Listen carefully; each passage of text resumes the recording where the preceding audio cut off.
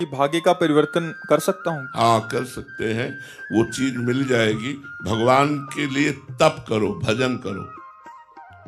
हम कह रहे हैं कि ना ज्यादा सही तो 2 ही व्रत रखना शुरू कर दो। महीने में 2 एकादशी आती है, एकादशी रहते हो। हाँ, तुम तप करो, तप करो। तप से क्या नहीं प्राप्त हो सकता। अगर हम भजन करें और तप करें, जो चाहे वो प्राप्त कर सकते हैं। अगर भजन नहीं करेंगे, तप नहीं करेंगे, तो हमारे प्रारब्ध में जो है वही मिलेगा, इसके आगे नहीं मिल सकता। हम नए प्रारब्ध की रचना करें। हम मनुष्य शरीर में आए हुए हैं तो हम पशुओं की तरह केवल प्रारब्ध भोगने नहीं आए, हम अपने नए भाग्य का निर्माण करने आए। और नए भाग्य का निर्माण तपस्या और भजन से होता है। अभी आप व्रत उपवास करते हुए नाम जप करें और जो चाहे वो कर सकते हैं, जो चाहे कर सकते हैं। ब्रह्मा का पद प्राप्त कर सकते हैं, भगवान को प्राप्त कर सकते हैं। तो और क्या रह गया। संसार के छोटे मोटे पद वस्तु की तो बात जाने दो। ब्रह्मा का पद प्राप्त कर सकते हैं, भगवान का पद प्राप्त कर सकते हैं। अच्छा पद मिल जाए, मुझे धन मिल जाए, अच्छी गाड़ी मिल जाए, अच्छा परिवार हो जाए, यही तो अभिलाषा होगी। इससे ज्यादा तो अभिलाषा होगी नहीं। तो ये सब अभिलाषाएं जो आप चाहते हैं वो भजन के ब्याज में मिल जाएंगी और मूल में श्री भगवान मिल जाएंगे। मूल में श्री भगवान मिल जाएंगे और ब्याज में सब वस्तुएं मिल जाएंगी। खूब भजन करो, हमारी बात मान लो, मांस मत खाओ, शराब मत पियो, पराई माता बहनों की तरफ गंदी दृष्टि मत करो और नाम जप करो। और देखो आप क्या नहीं कर सकते, पर डट के नाम जप करो। जब तक तुम्हारे पाप का नाश नाम जप नहीं कर देगा, तब तक तुम्हें फल दिखाई नहीं देगा।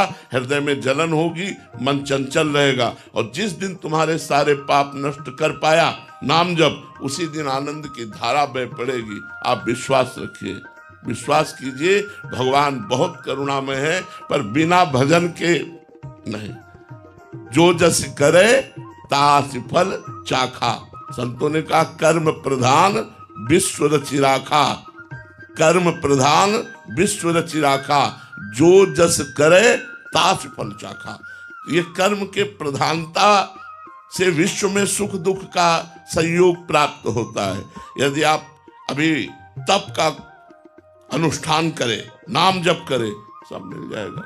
अब यह अनुष्ठान तो कोई कर ही नहीं रहा है, धर्म से चलना नहीं जान रहा है, भगवान का स्मरण नहीं कर रहा है, कैसे मंगल होगा। खुद आपको तप करना पड़ेगा, खुद आपको जप करना पड़ेगा। तपस्या में इतनी सामर्थ्य है कि ना चाहते हुए भी ईश्वर को देना पड़ेगा, ईश्वर को देना पड़ेगा। हिरण्यकश्यप ने घोर तपस्या की, भगवान ब्रह्मा जी प्रकट हुए, उसने कहा मुझे अमरत्व दीजिए। वो कहा अमरत्व नहीं दे सकते। बोले मुझे चाहिए। बोले अमरत्व तो नहीं दे सकते तुम्हें। तो बोले फिर ये वरदान दो, मैं दिन में न मरूं, मैं रात में न मरूं, मैं तुम्हारी बनाई हुई सृष्टि की किसी व्यक्ति वस्तु अस्त्र शस्त्र किसी से न मरूं, बाहर न मरूं, भीतर न मरूं, ऊपर न मरूं, नीचे न मरूं। उसको जितना समझ में आया सब मांग लिया। अमरत्व की परिभाषा केवल बदल दी। ब्रह्मा जी को देना पड़ा तथास्तु। क्यों देना पड़ा? क्योंकि उसके पास तप है।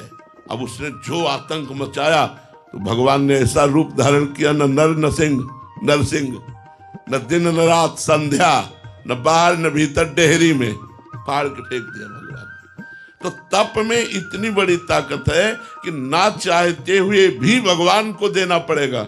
अब हम लोग तपस्या परायण है नहीं, हम लोग भजन परायण है नहीं, हम लोग सत्य के मार्ग में चल नहीं रहे, मनमानी आचरण कर रहे और चाहते हैं उत्तम फल, तो कैसे प्राप्त हो जाएगा।